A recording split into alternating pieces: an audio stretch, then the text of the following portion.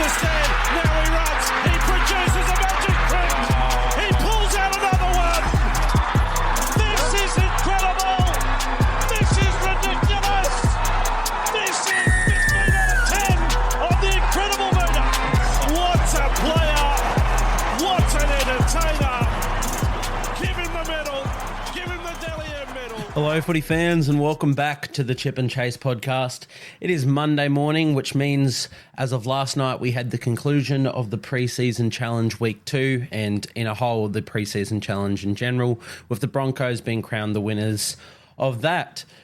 So, as per usual, as we did last week, and as we'll sort of continue to do throughout the seasons, we're going to do a wrap-up of all games, and we're going to start at the Rabbitohs and Roosters.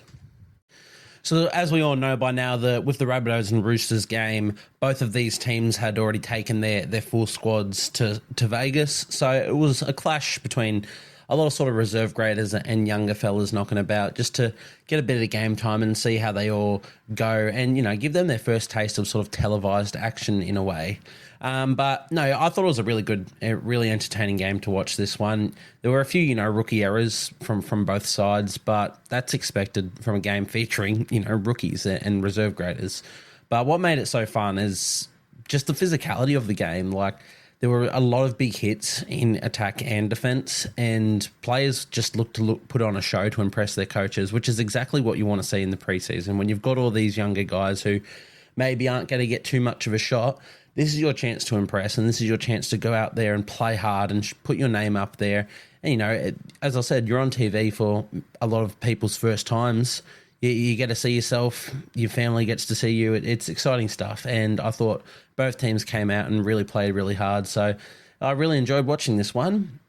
The first standout in this one that sort of impressed me for the Bunnies was Matt French, the lock forward. He's a very solid and sort of nuggety build on him.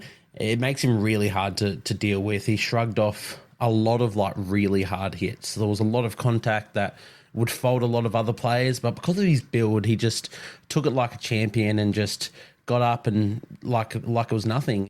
One of those being the one that he did that he shrugged off just before scoring that first try of the game as well. So yeah, it was a really good performance to see from Matt French. I was pretty impressed with him. He had a good little passing game to his game as well, which you want to see in lock forwards in the modern game. So he's got all of the sort of the capabilities to be a really good footy player, Matt French. So hopefully we get to see him at some point in the future. For those of you who did watch this game, one name would have been pretty inescapable, and that was Corey Ross. He's the rangy second rower for the Roosters on their right-hand side in this one, and God, he was out for blood with his hits. Anytime someone ran at him, he absolutely leveled them. And he also scored a nice little try off a short kick near the line as well. So he had a really good game, but the commentators, they were loving him in the box. Just literally anytime anybody sort of ran anywhere close to him, folded. I don't think he came up with a light tackle or just a normal tackle to bring a player to ground the entire time. It was always a big hit. So that was really cool to see. Another one who impressed me for the Roosters was Ross's second row partner, Meli Nassau. He scored the opening try for the Roosters. He essentially just did it running backwards and fending players off, showing incredible balance, which was really impressive. But he just ran so hard, as all Fijians do. They do everything at 110%, and I admire it so much. But I thought he was really good in this one, Meli Nassau. The commentators mentioned a good little story as well involving Roosters player Benaya Ielu. Oh, sorry, I've just had a stroke. Benaya Ielu, I believe. I've probably butchered that. But yeah, they were saying that the Roosters actually flew his parents out for this game because it also fell on his 20th birthday. So I thought that was a really great gesture and something like we always love to hear. So kudos to the Roosters for that. But no, he repaid their faith in them because he set up a really good try for the Roosters locks, Leslie Feketi, with a smart little dart from dummy half and an incredible pass while falling, which was really, really impressive. So shout out to you, Benaya, and shout out to the Roosters for doing what you're doing. That's really good stuff. Speaking of Celesi Feketi, wow, was he good. Just from looking at him, you can tell he's blessed with so much natural ability. I believe Random Stats Guy put out a post on Instagram not long after the game saying that he ran for the most meters by forward in preseason history, something like 220 plus meters. That's mental stuff. Of course, he also scored that try supporting, Ielu. I apologise. But yeah, he scored that try supporting him through the ruck. But it was just everything else about his game that really impressed me. He just passed the eye test completely. His build, his footwork, just everything about his game. You can tell he's got everything to be... He possesses everything to be a really, really good footy player, really good forward. So he's definitely a player for the future. And I've heard that the Roosters are pretty darn keen on him. So it was really good to see him play so well. I thought both Roosters halves had some pretty darn good moments. Kobe Thomas and Joseph Witakama Tamata Taipari. They're both pretty, rough around the edges. Like, they still had a few sort of errors and, I guess, deficiencies in their game. But the way that they straightened the line and just straightened themselves in the attack, I thought it was really impressive. And they just controlled the game really well with their passing, kicking game, just everything. Kobe Thomas he kicked one of the best 40-20s you'll ever see as well. Essentially, the commentators said it may as well have been a 20-20. It was that good. And the way the ball just bounced just before the line, it was really impressive stuff from Kobe Thomas. Look, as I said, they do have a few errors, and they had a couple like lapses in judgment, you could say, but there are some really good signs there. They've got the sort of makings to be really good halves. If they can just iron those things out of their game, then they're going to go a long way. Another one that stood out was Roosters' young fullback, Kalen Gromick. I thought he was exceptional. He scored a double in this one, set up 3 more. He was just always in the right positions, and he had a really good support play, which is exactly what you want to see from your fullback. To go along with that, his ball playing was incredible, as noted from his try assists and line break assists. He was really, really fast off the mark as well. So, yeah, he has all those sort of qualities you want in a fullback. So it was great to see him play so well in this one. I believe they said that he came up from the Wollongong competition, got Player of the Year in 2023. So, yeah, good to see them, still scouting players who are a little bit older. I think he's 22, 23. And you see someone with that much talent and you still go out and give him a shot, and he's already impressed them. So really good showing from Kalen Gromick. Unfortunately, the Rabbitohs didn't really, fire a shot from about the 20-minute mark in this one. So there weren't too many standouts from them, unfortunately. Young gun Leon Tahau scored a really nice try. And I thought Brock Gray got through a lot of work in the middle, and I thought he looked really good. He was just in everything, it seemed, Brock Gray, so that was cool. But yeah, the Roosters, they sort of put on a clinic, and it made it equally difficult to name standouts for them because so many players had really great games. But I did really enjoy this one. I really enjoyed seeing everybody get their runs. So, yeah, so yeah, it was just a really good game, and we'll move on to, of course, the Sharks and the Bulldogs. So from the opening tip, Pawasa Farmasili, again, he started really, really strong again. He does gas himself out pretty quickly because he could just go so hard. But I think that's fine if you use him in a couple 20-minute bursts, just off the bench for a bit of impact.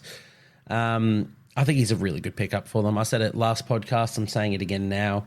He just seems as if he's working so hard to prove why he deserves his place in the side. And I think there's nothing better than a player who has his back against the wall. He's had his opportunities and he hasn't really grabbed them.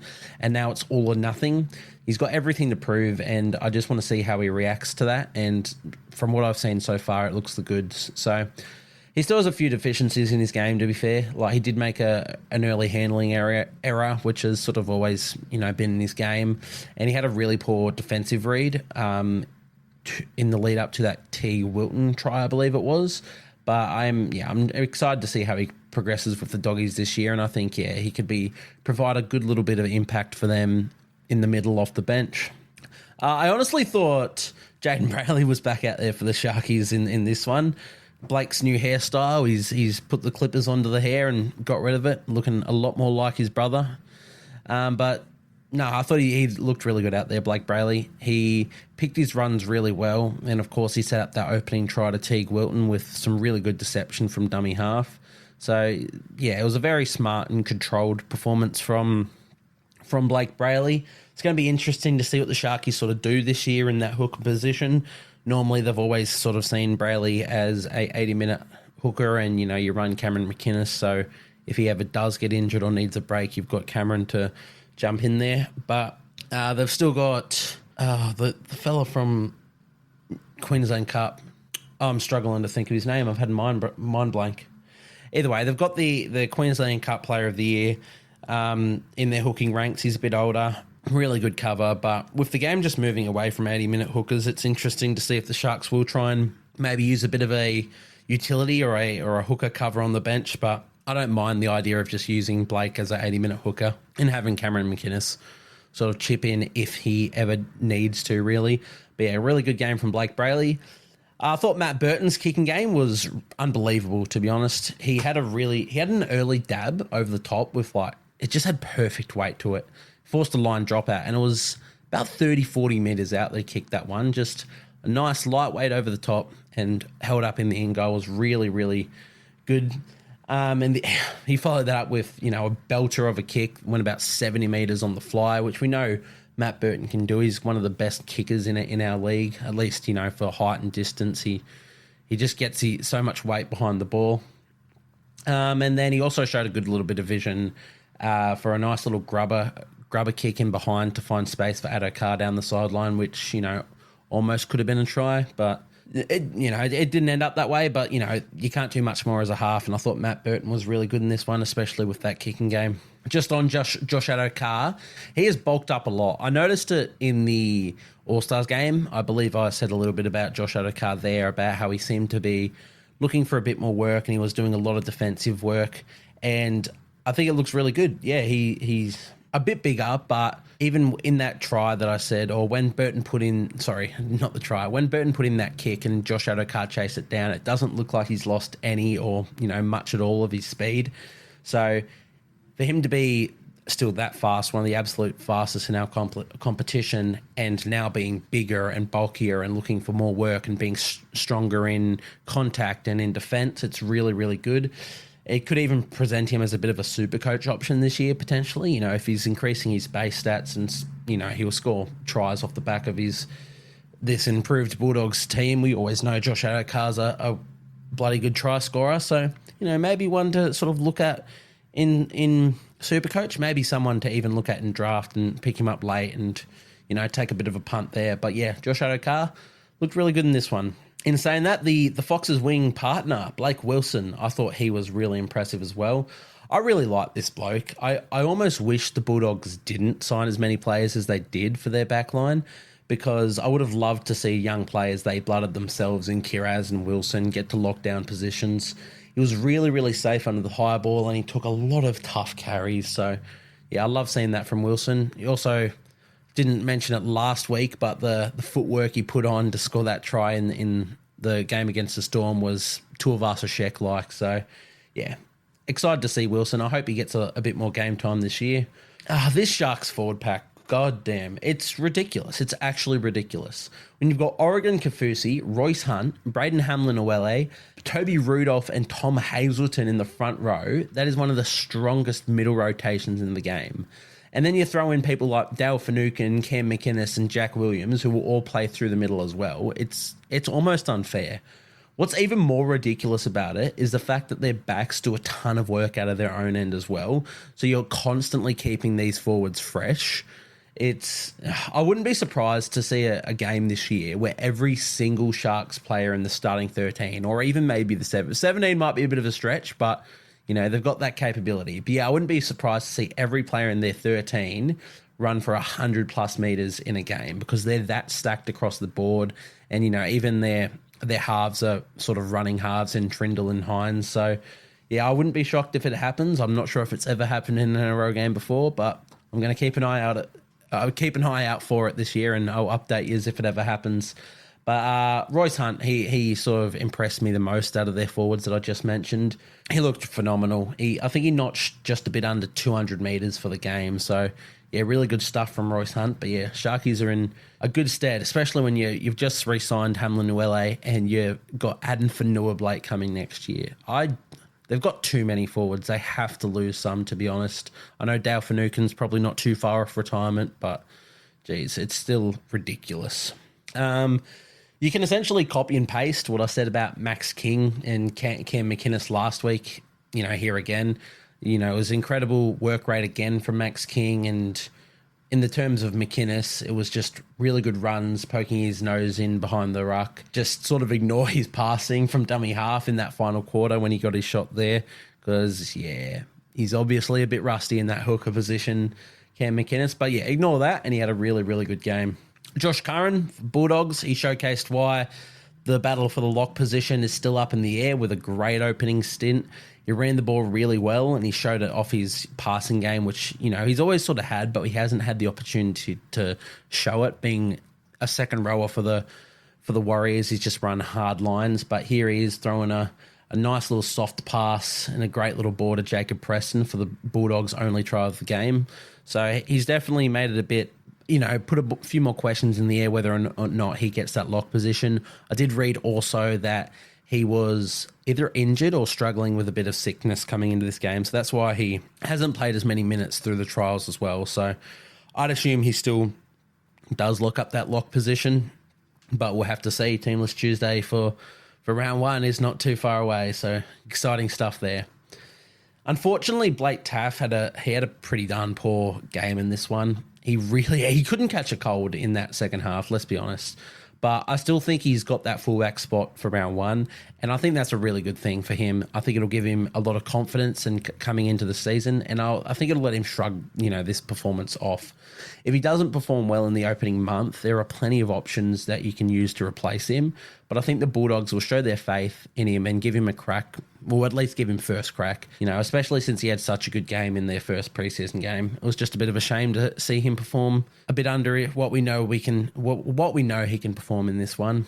And the last sort of note that I sort of penciled down over here was about Toby Sexton. I thought it was really odd that Toby Sexton didn't get a run until the final 17 minutes. I think he was arguably their best player last week, and he was really good for the Bulldogs when he came across to them last year from the Titans. So to not even give him half a game to prove why he should be their first choice halfback is pretty rugged in my eyes. You have to feel a bit sorry for the bloke. He's done so well to sort of get them out of the mud, and then they signed Drew Hutchison, who, he's been good in trials, and we know Drew Hutchison's an experienced head, but, I don't know. I feel like Toby should have been given that shot after his performances last year, and, of course, in the first week of the trial, so we'll have to see how it plays out, but, feel sorry for Toby Sexton. But that's sort of all I had noted down for this game.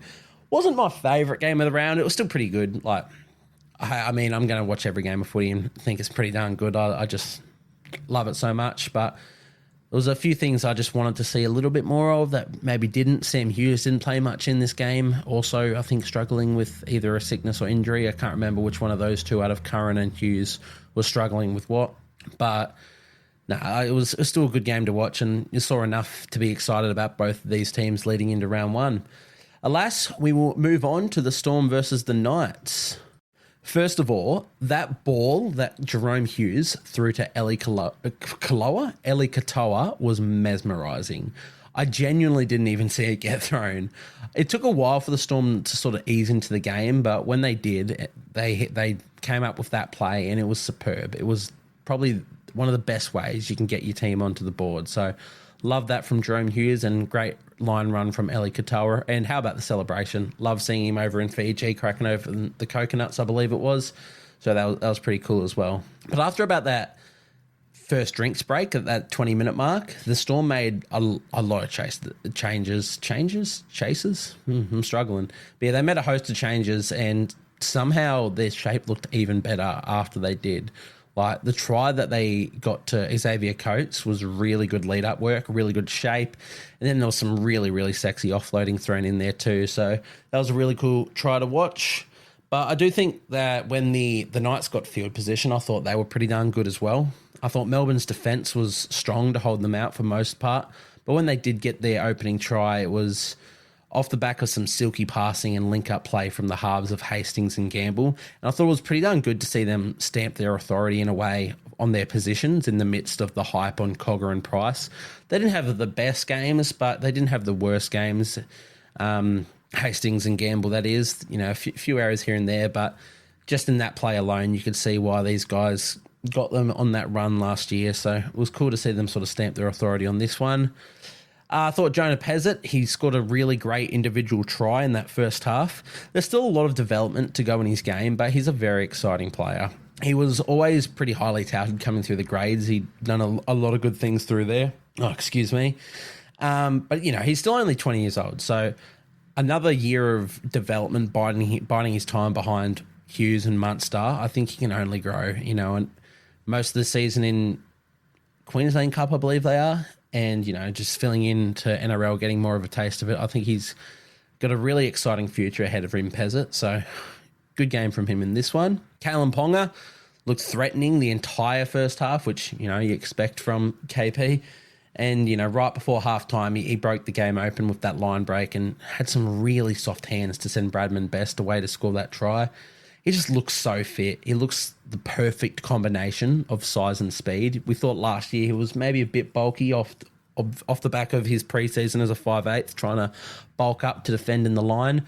But now he just looks the perfect body shape.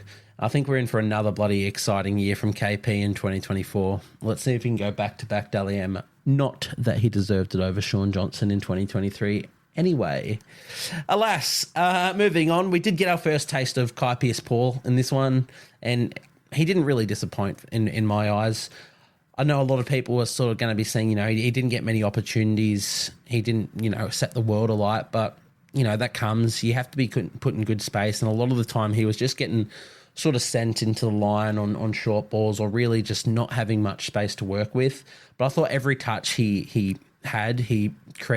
almost created something, let's say. He's just such a gifted athlete. The way he moves for a man of his size is unbelievable.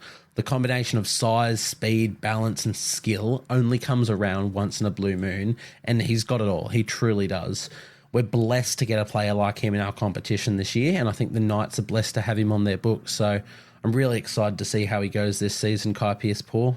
Really, really excited. Just back to Jerome Hughes. I obviously set up that first try, which I said was a mesmerising ball, but God, he was just toying with the Knights' defence all game in this one. He could genuinely do no wrong.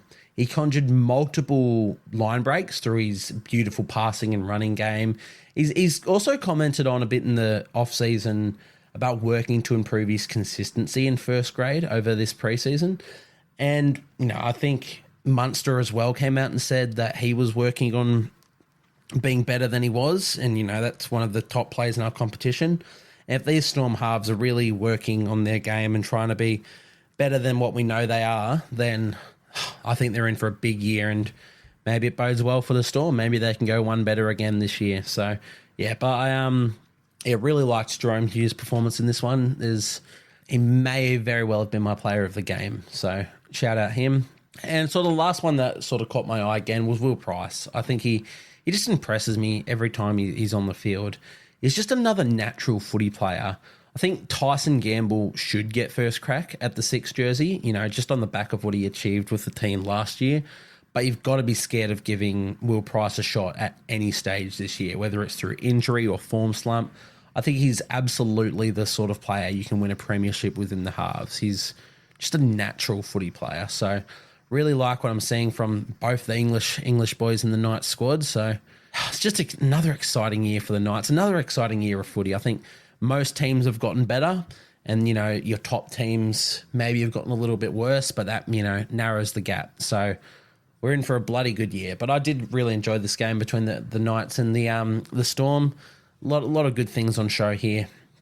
But alas, time is of the essence, so we'll move on to the Warriors versus Dolphins game. And the first note that I penciled down here was just the Warriors' defence. I mentioned it last week, and we all know how they were last year, but it was astonishing again in that first half. I think they ranked third in defence for 2023. At least I believe that's what the commentators said in my viewing of this one. And, now with RTS shoring up that left side, they look almost unbreakable. It's ridiculous. The Dolphins really had no answers to them in attack.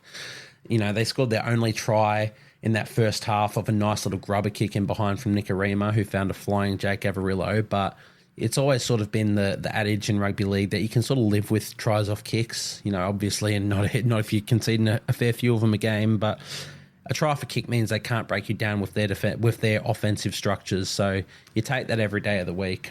But honestly, that entire Warriors left edge, they looked incredible on both sides of the ball. We know the Warriors favoured their right edge of Johnson and DWZ, a lot last season. But Metcalf had his hands on the ball a lot in this game, and he looked really, really good in everything he did.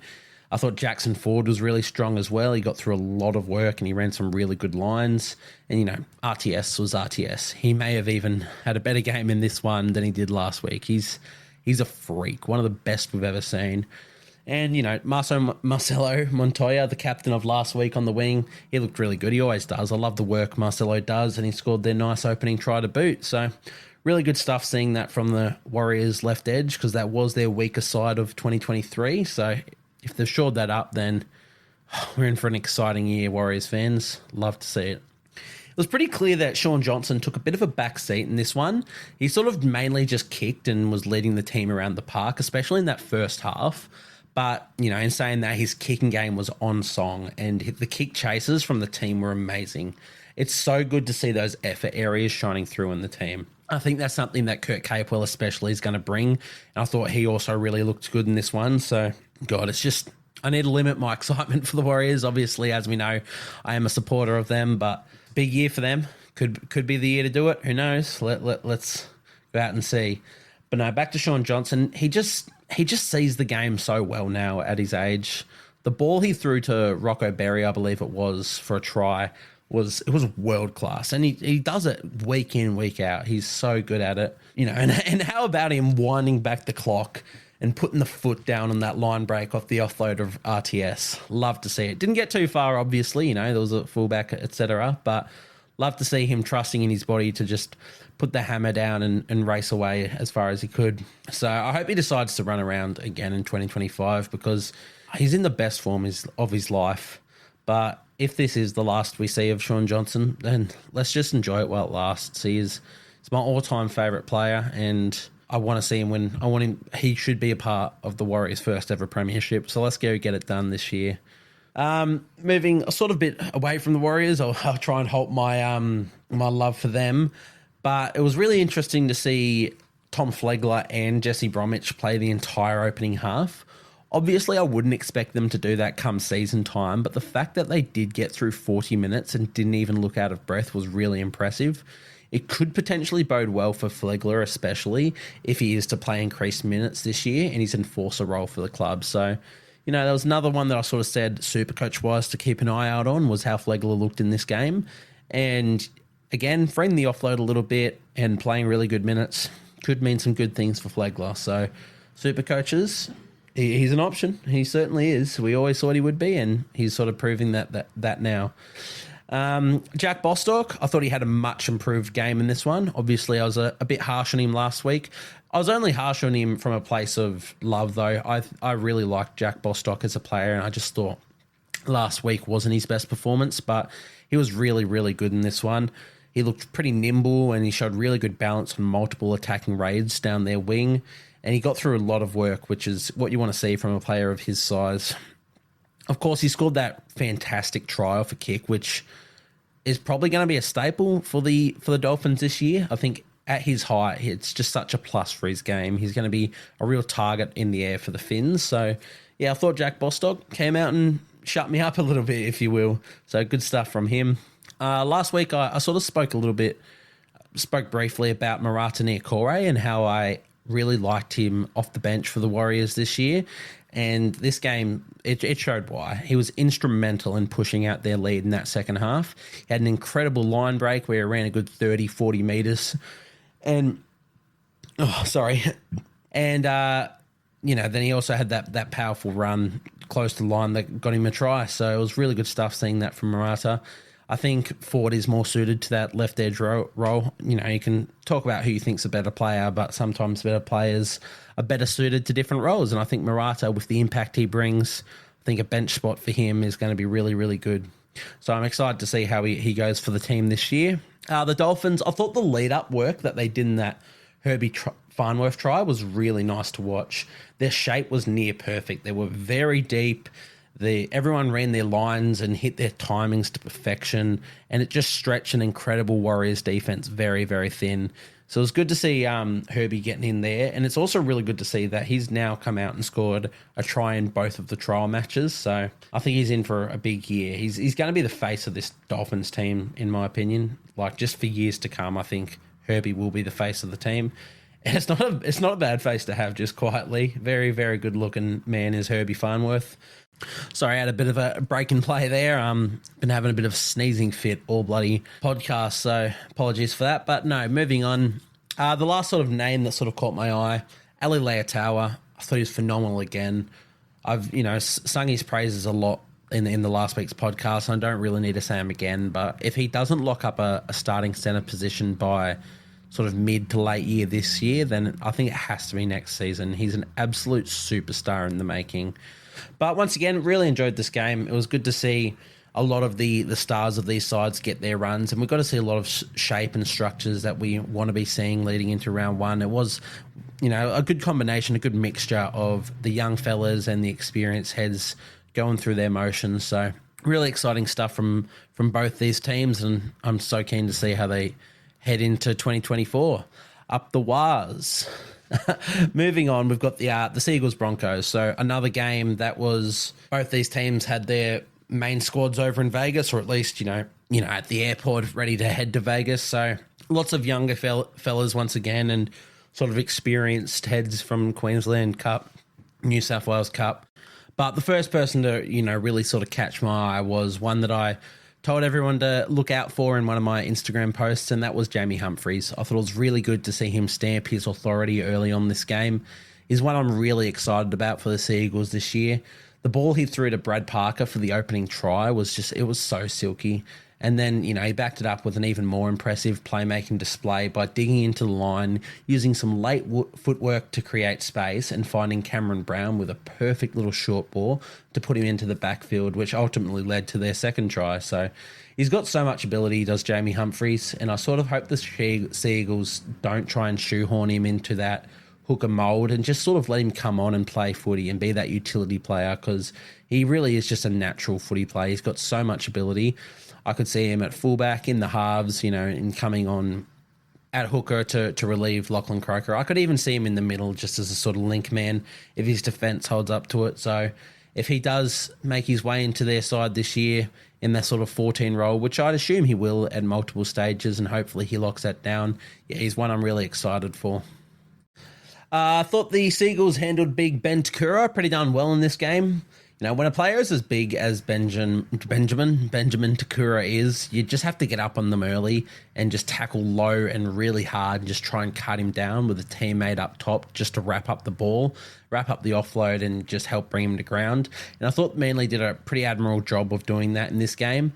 In saying that, though, there's sort of only so much you can do to a player of Ben Takura's size and skill. He still managed to make a ton of metres and free the arm a few times. He just bustled up through the middle, and it took 4 people to bring him down. It's crazy to think that someone of his size is only 18 years old. He's got an insane future ahead of him if he can stay fit. Another one that caught my eye for the Seagulls was Clayton Fulalo. He looks the goods. He scored something like 29 tries in 24 games in New South Wales Cup last year, and across the 2 preseason games, it's pretty clear as to why. He's just got such a well-rounded game. He's almost the prototype centre in the modern game. He's fast, he's strong, he's got great hands. He's got everything. I've been really impressed with him so far, across the 2 preseason challenge games. And with performances like this, I think he'll put a lot of pressure on the Seagulls to move Garrick back onto the wing and just to accommodate him into the centres, because he's got so much ability. But yeah, I've been really impressed with Clayton Fulalo. Hope to see him in first grade this year. For the Broncos, they absolutely blew the Seagulls away in that second half. They were just dazzling to watch from an attacking standpoint. And I thought it was sort of really led from the way their halves of Rogers and Fours just led them around the park. I thought they were really, really great. And it shows the difference experience makes in the halves in rugby league. They're in complete control out there, and they're really handy options to have in the depth department, these two. Kurt Fours especially, I thought, might have been best on field. He was in absolutely everything. I'm really happy to see him come down from the Panthers and grasp his shot here, because I thought he'd sort of be sort of one that just sailed into the sunset after getting a few games in the NRL. But yeah, I thought he was really good in this one. And just sort of on that Broncos depth, it's seriously underrated. When you have NRL quality players in Deloise Hueta, Jordan Pereira, Ethan Quai-Ward in the backs, and then you've got experienced backup halves options of Josh Rogers, Kurt Forss, and, even Jock Madden, who didn't play in this one. And then you've got a good mixture of exciting young forwards and Xavier Willison and Ben Takura waiting in the wings. Like, it's almost unfair. And don't even get me started on their bloody hooking depth. Having 4 first-grade capable hookers is nuts. But no, just sort of the way that they've structured their squad from top to bottom, it's world-class. And it's really a testament to how well the Broncos have run as a club. So really good stuff from them. But I did enjoy this game once again. Really good seeing sort of those younger heads, or less experienced heads, if you will, go out and tear the game apart. So I really enjoyed this one. But to not spend too much time on it, we'll move on to the Dragons and the Tigers. Just from the outset of this game, Jacob Little, he looked incredible. We mentioned him briefly on the podcast last week, saying he will do a lot of really good things, on the back of this Dragons pack if they do end up firing, which he did so very well in this game. He had great runs from dummy half. Whenever he saw even a glimpse of space, he just took it. He just darted towards it. So I really love to see that from him. His deception for that Moses Sully try was really impressive as well. I've always rated Little as a footballer when he was coming to the Tigers, and obviously injury sort of held him back a fair bit there. But, maybe I have a little bit more of a soft spot for him now after bringing him into my Supercoach side last year, and he served me pretty darn well there. But, with performances like this, he may very well feature again in my side this year, never say never. So Love to see Jacob Little playing really good and healthy footy. He's a gun player, Jacob Little.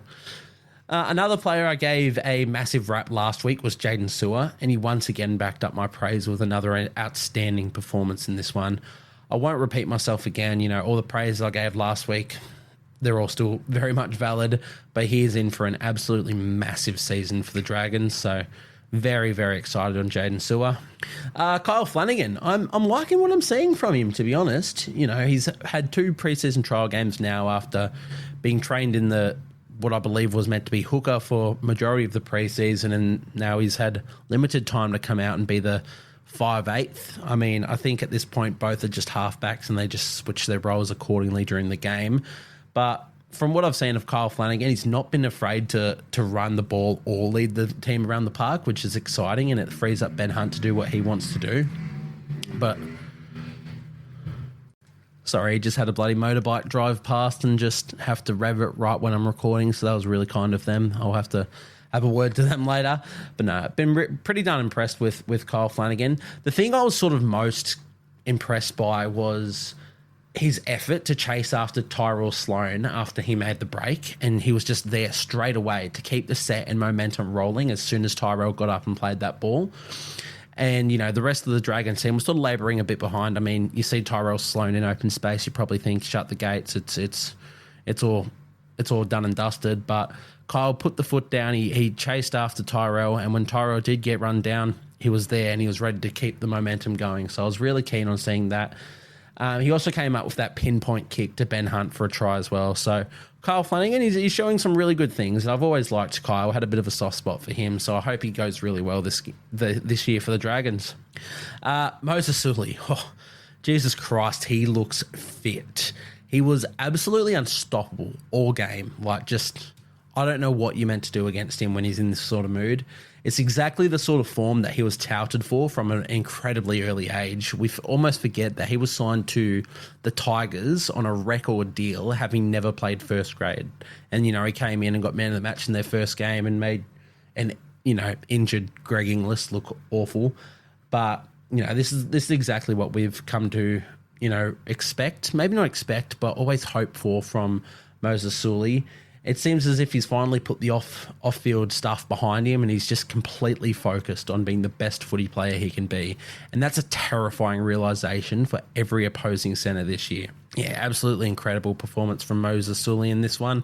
Exciting stuff for him coming into 2024. You can just sort of tell that the Shane Flanagan effect is just well and truly in motion at the Dragons. Everyone looks as fit as I've ever seen them, and they're playing with so much energy. I could not be more impressed with this team so far in 2024. They've been nothing short of extraordinary. I love what I'm seeing from the Dragons, and lucky I didn't go on record and say that I was tipping them for the spoon, but there's no chance I think they get the spoon anymore.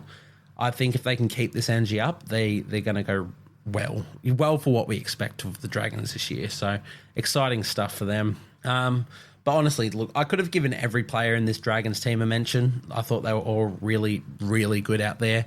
I don't want to be here all day, but I will say that Jack Bird looked really great once again. I thought he was really hard to handle all night, and he had a beautiful little kick in behind for a try assist to Lomax. So showing his 5'8" skills once again there. That was really good to see. Ben Hunt played really well, scored 2 tries from eyes up play. And, Tyrell Sloan, I thought he had a much improved performance in this game. This is the sort of footy I really want to see from him week in, week out. He had the early break. He chimed in well in attack. He scored a very nice try. But most importantly, he finished the game with 0 errors. He still has a lot to work on in defence. I think he missed more tackles than he made in this one. But when you're performing as well as he did in the other facets of his game, then you can live with that a bit as a coach. I thought he was really good out there tonight. So shout out to you, Tyrell Sloan. As for the Tigers, I thought Aiden Caesar, I thought he looked really good again for them. He had a great kicking display once again and really controlled them around the park and what little possession they had in that first half. We didn't get to see an astronomical amount from him, but from everything that we have seen, I think he's going to be a really, really good signing for the Tigers this year. His halves partner, Jaden Sullivan, thought last week he was... I wasn't really convinced on him, but this week I think he looked a lot better. He was trying to take on the line a bit more. He had a couple, sort of lapses in concentration, if you will, but I just liked what I saw from him. He sort of passed the eye test for me in this one, Jaden Sullivan. So if they can kick on, they could be a really good little halves pairing and kick the Tigers off the bottom of the table, which is what we all want to see. We don't want to see another three-peat of wooden spoons. Another one is Jareem Buller. He dazzled us once again just before that halftime siren. He's got that brilliant solo try, just showcasing all of his talents, the speed, the step, balance. He has it all, Jareem Buller. What an exciting player. And also, you have to shout out his chase from Tyrell Sloan in that first half. It's not an easy feat matching it with Tyrell for pace and then making a one-on-one tackle, but such is the brilliance of Jareem Buller. He just makes it look easy. So, really exciting player for the Tigers. I think he only gets better in his second season for the club. And one more is I sort of knew Lockie Galvin was a big guy. He's always looked bigger and stronger than everyone in the younger grades, but you don't realise how big he actually is until you see him in first grade. He looked every bit of first grader from a physical standpoint, and he had some really nice touches as well in this one. We know Benji absolutely loves him, so I'm excited to see when he does get his shot in first grade this year. But no, this was probably my favourite. At least it was one of my favourite games of the round. It was a very physical and entertaining game. It was great attack and exciting moments in all shapes and sizes. And there was some incredible hits in defence as well, which I sort of glossed over a bit. But Justin Olam and Junior Tupou in particular, they pulled off some monster shots that you just have to go back and watch those ones. They're some of the best shots you'll see. But no, it was a really high-quality footy game all round in this one, so really enjoyed that. But we'll move on to the Raiders and the Cowboys. First man that caught my eye was Big Papa. He showed he still has some gas left in the tank in this game. He looked really good through the middle for the Raiders, combining some hard running with some really silky footwork for a big man. Love to see it from Papali'i. Believe they said that I think Jamal Fogarty said in the halftime interview or maybe quarter-time interview that he'd shed 8 kilos in this off-season. And it looks it. He was moving very well out there. And I think maybe it's something that he needed to do if he wants to go around again in 2025. So, love to see that from Papali'i. He had a really good game.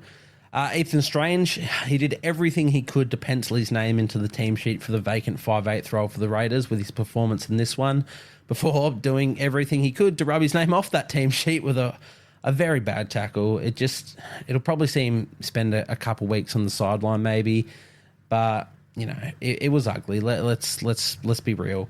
It was just a tackle that went wrong. There was definitely no malice in it, but hopefully his lack of judiciary record sees him helps him out a little bit and sees him maybe only cop a fine for that one.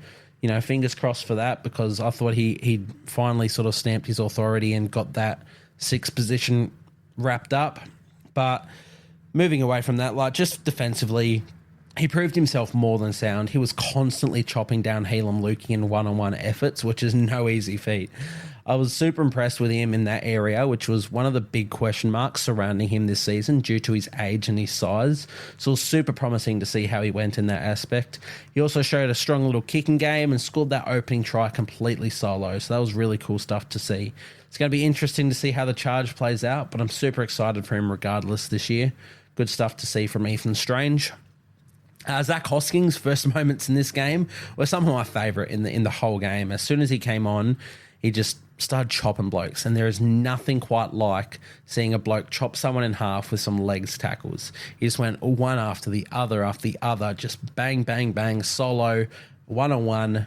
It was beautiful to watch. I had a smile ear to ear. It was so, so good. He brought back the old adage of you can't run without legs, and I love to see it.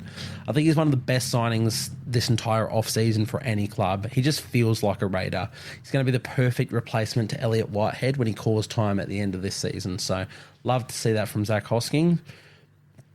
Scott Drinkwater for the Cowboys. Thought he was excellent in this game as he looks to continue his incredible 2023 form into the season.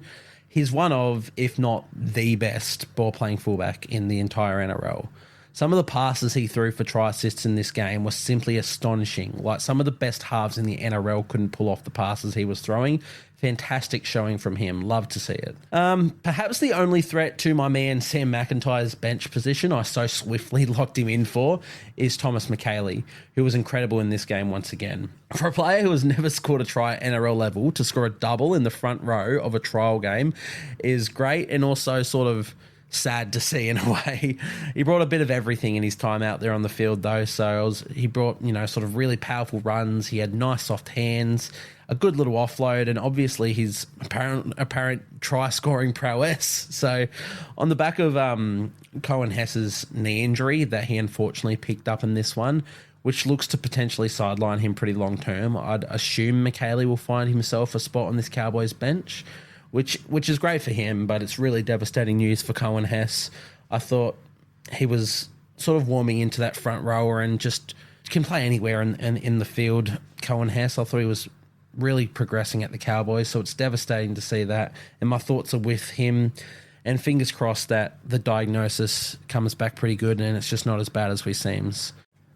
I thought after putting his first ball down in this game, I was very quick to assume Kyle Feldt may have lost his spot once again to Semi Valemei come season start, but he more than made up for his error in this one, Kyle Feldt.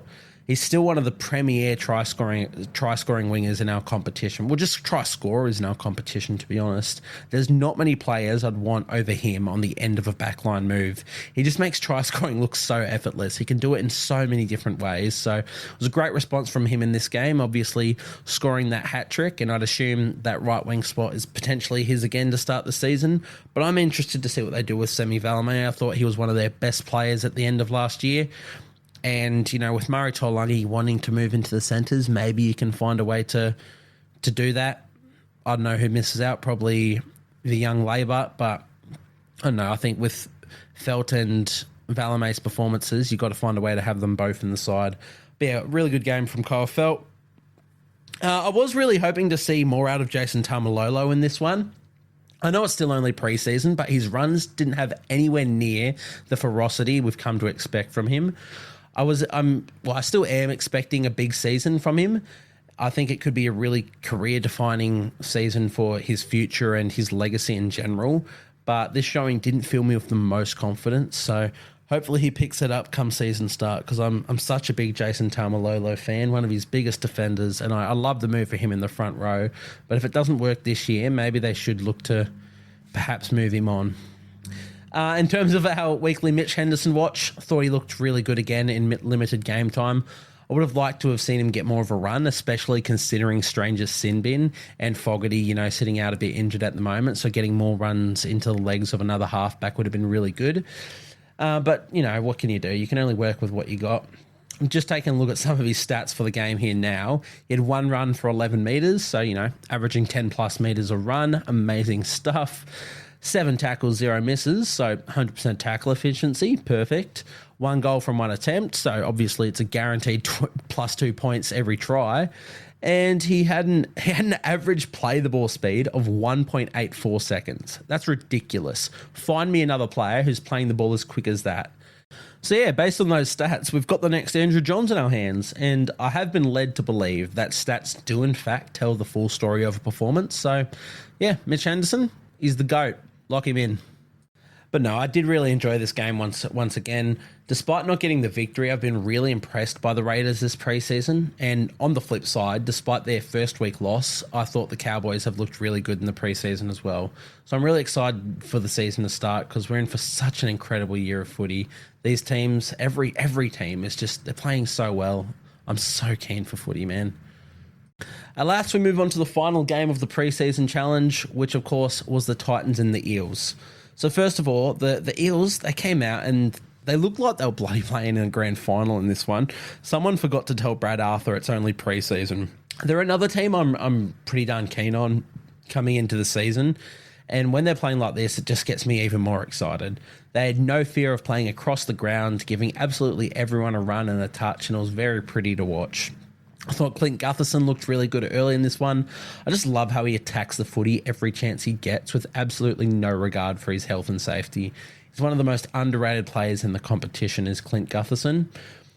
I thought the Titans shape leading into their opening try was really promising, and it's boding well that the Des Hasler effect is already coming into play at the Titans. They had really good depth to their move and a lot of just moving parts, which led to the space opening up for Tanner Boyd to loft it over the top to Phil Sami. So it was really, really great early signs for their attack coming into the 2024 season. Back over to the Eels, their 1-2 punch that is the front row pairing is so damaging. They can beat you in just so many different ways. Seeing Polo act as an extra half attacking the line and hitting a rampaging Regan Campbell-Gillard is a skill not many front rowers in our competition have. In fact, he could very well be the only one who can do what he does. He's so good. But what impressed me even more about this play was how Polo actually took the hit up just before it. So he backed up his previous effort by chiming in again and delivering the soft hands for a try. Great stuff to watch from them. I was really impressed with the work the Parramatta wingers got through in this game, particularly from Sean Russell. It's definitely an area they can improve in that can not only take their individual games to the next level, but really help their team as well by taking a bit of workload off their big forward pack. So it was good to see them get through that much work. I really liked the look of AJ Brimson at centre. God, he's so electric. He's going to be a real point of difference in that Titans attack this season. The Eels struggled to find answers to shut him down all day, and I suspect they won't be the only club to struggle with that this season. He's a gun, AJ Brimson. Love seeing him open out, and that bloody acceleration he has to when he picked up that loose ball and ran 90 metres. It was good night. He's so good. Love to see him. Sorry, once again went into a bit of a sneezing fit, but we're back again. Next point I had on my list is the Eels' right edge in general. I thought they all had superb games. Penasini, he terrorised defenders every run he made. It was one of the best games I've seen him have in his young career. I thought Bryce Cartwright, I think he continually found ways to offload and create second phase play. And honestly, his defence, his hits and defence were really bloody good in this game as well. So thought he was really good. Mitch Moses, he had complete control and he had the ball on a string. He came up with that beautiful beautiful kick back inside off a short side raid that led to a 4-pointer to Cartwright. So it's good to see him taking control of this Eels side. And it was really great to see Beau Fermor back playing after missing all of last year with an ACL injury. He looked right at home on that left edge in this game.